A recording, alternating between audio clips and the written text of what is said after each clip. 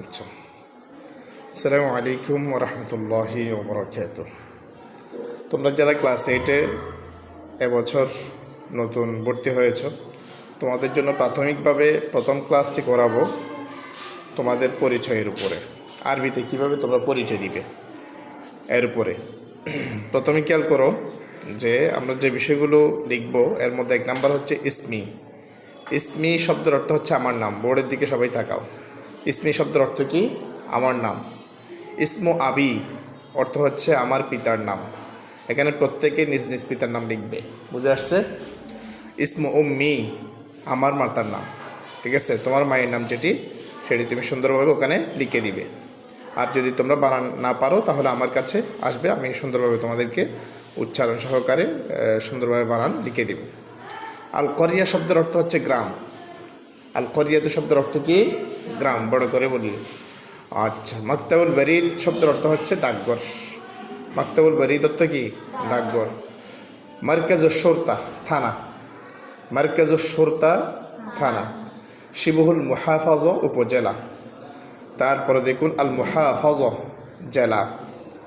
আল মুকাতাআ অথবা আল কিসমু যে কোনো একটা বলতে পারবা, তার অর্থ হচ্ছে বিভাগ। আল আসিমাতু রাজধানী। আল কাররাতু মহাদেশ। এখানে মহাদেশ হলো, আমাদের মহাদেশ হলো এশিয়া। আমাদের মহাদেশের নাম কি? আল কাররাতু মহাদেশ। তাহলে এখানে আসিয়া আরবিতে লিখতে হবে আসিয়া। আর আল আসিমাতু রাজধানী, তো রাজধানী হচ্ছে ঢাকা। কি লিখতে হবে? এগুলো সবাই একই ধরনের লিখবে। আল আসিমাতু রাজধানী ঢাকা, সবাই একই ধরনের লিখবে। তারপর আল মুকাতাআতু বা আল কিসমু বিভাগ, সীতাগং চট্টগ্রাম, সবাই একই ধরনের লিখবে। তারপরে আসো আল জিনসিয়াতু জাতীয়তা। জাতীয়তা হলো বাংলাদেশি।